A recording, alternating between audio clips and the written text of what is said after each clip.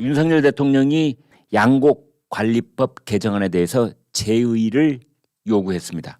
이제 이 재의 요구를 의결했다, 이제 이렇게 표현할 수 있는데요.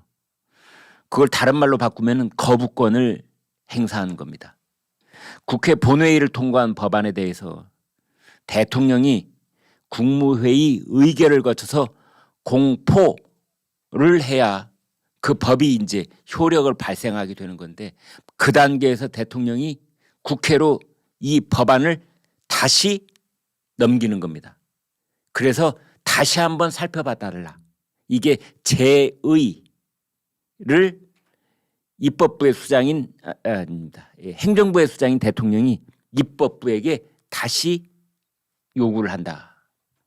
이제 말은 재의 요구지만 사실상 대통령으로서 거부를 하는 겁니다. 그러면 이제 이걸 다시 떠맡은 국회가 5분의 3 이상이 의결을 해서 다시 이제 넘기면 그때 이제 통과가 되는 건데요. 그렇게 될 가능성은 거의 없어서 대통령이 거부권 행사하면 그걸로 땡 이제 인 겁니다. 그래서 그 쌀값이 5%에서 8% 이상 떨어지거나 또는 쌀의 생산이 3에서 5% 초과하거나 이러면은 국가가, 나라가 의무적으로 그것을 해결하라. 남는 쌀을 사들이고 뭐 쌀값이 떨어지면 그걸 보전해주고 이렇게 하라는 양곡관리법 개정안에 대해서 대통령이 방금 전에 거부권을 행사했습니다. 이것은 지금 우리 정치판에 매우 중요한 어떤 프레임 하나를 이제 가동시키기 시작하는 셈인데요. 169석을 가진 더불어민주당은 이른바 직회부. 더불어민주당이 원내 일당이 되기 전까지 우리 국민들이 알지 못했던 그 세 글자의 단어 직회부. 그러니까 더불어민주당이 상임위원장도 맡고 있고 상임위원회에서 5분의 3 의원도 가지고 있고 그런 곳에서 법안들을 이제 여러 단계 거치게 돼 있는 뭐 안건조정위원회, 법사위원회 이런 거 다 건너뛰어버리고 자기네들이 5분의 3 이상 다수를 가지고 있는 상임위원회에서 어떤 법안을 단독으로 본회의에 직접 넘기는 것. 팍 이걸 이제 직회부.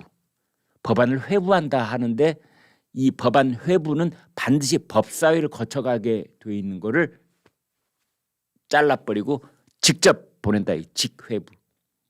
이제 더불어민주당은 직회부, 대통령은 거부권.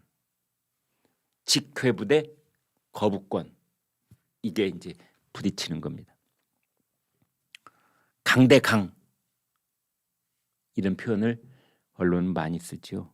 거부권을 노태우 대통령은 7번 행사를 했었고 노무현 대통령은 6번 행사를 했었습니다. 이제 이거를 그러면 더불어민주당은 모르고 그런 짓을 하느냐? 다 알고 하는 겁니다. 그러면 더불어민주당은 왜 윤석열 대통령의 거부권 행사가 거의 확실해 보이는 것을 자꾸만 그렇게 어거지로 밀어붙여 가지고 통과시키는 것일까? 왜 그 짓을 반복하려고 하는 것일까? 그렇습니다. 더불어민주당은 국민의힘이라고 하는 집권 여당의 존재감을 지우개로 지워버리는 겁니다. 여의도에 국민의힘이라는 당은 존재하지 않는다. 그러면 대한민국에는 어떤 정치 두 힘이 존재하느냐? 여의도에 있는 더불어민주당과 용산에 있는 윤석열 대통령. 그 두 힘이 부딪힐 뿐이다 라는 프레임을 만들어가는 겁니다. 그러면서 더불어민주당은 자기네들은 민생을 위해서 일을 하려고 하는데 대통령이 브레이크를 건다 라는 것을 홍보하려는 전략인 겁니다. 그래서 거부권 행사하시오. 우리는 계속해서 법안을 통과시켜서 넘길 터이니 어디까지 거부권 행사하는가 봅시다. 이런 전략인 겁니다. 이렇게 해서 내년 4월까지, 내년 총선까지 이러한 구도를 밀고 가겠다. 이렇게 보시면 될 것 같습니다. 그러니까 윤석열 대통령이 국회를 무시하고 있다. 그래서 더불어민주당은 169석을 가지고 있음에도 불구하고 아무 국민을 위해서 일을 할 수가 없다. 이제 이러한 그 분위기를 만들어서 전파하려고 하는 이제 그런 전략인 것이죠. 그래서 이제 이게 앞으로 계속 진행이 되면 어떤 상황이 벌어질지 이럴 때 말이죠. 이제 저희 시청자들께서는 이런 의견 주시는 분들이 참 많으세요. 대통령한테 국회 해산권을 부활을 시키자. 의회 해산권. 이 얘기를요. 사실은 총리를 역임했던 김황식 전 총리가 아주 진지하게 한번 제안한 적이 있습니다. 지금 우리나라 같은 정치 상황에서는 대통령의 의회 해산권 예전에 있었습니다. 있었다가 이제 이게 중간에 없어진 건데요. 이거 다시 부활시키자.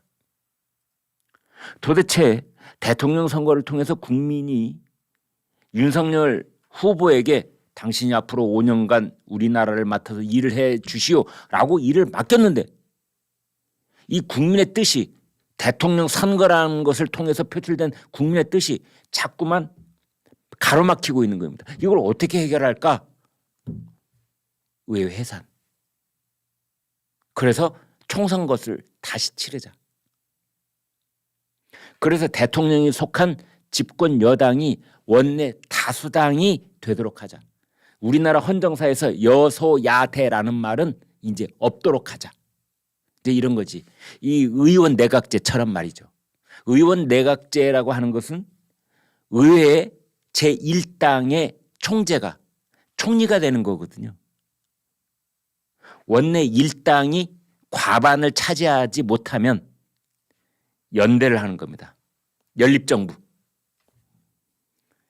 그 비슷한 정치 철학을 가진 이제 소수 정당을 몇 개를 함께 해서 거기에서 이제 그 당의 그 소수 정당에도 장관 자리를 한 두세 개씩 이렇게 논아주잖아요. 연립내각을 구성을 해서 그때 이제 거기에 그 당 중에서 가장 큰 당의 총재가 총리가 되는 겁니다. 그래서 의원 내각제에서는 여소야대라는 말이 성립될 수가 없는 겁니다. 대통령제에서 이제 그런 말이 나오게 되는데 이러한 정치적 비효율 이거 어떻게 해소를 할 수 있을까? 대통령 의회 해산이 그걸 해소하는 방법인 겁니다. 그러니까 의회는 대통령을 견제하는 방식으로 대통령 탄핵을 할 수가 있는 겁니다. 의회가.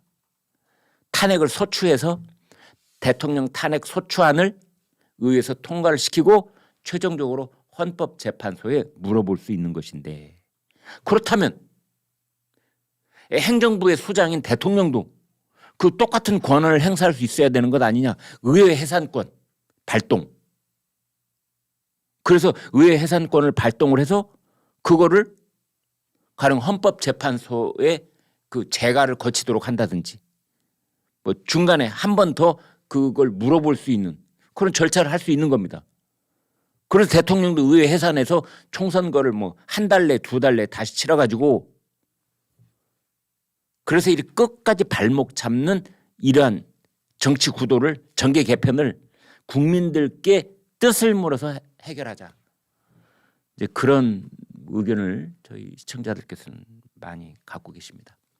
방금 들어온 속보 다시 한번 말씀드리면은 윤석열 대통령이 주재한 국무회의에서 더불어민주당이 단독으로 통과시킨 양곡관리법 개정안 제의를 요구하는 안을 의결했습니다. 그래서 윤석열 대통령이 취임 이래 처음으로 국회가 본회의를 통과시킨 법안에 대해서 거부권을 행사했습니다.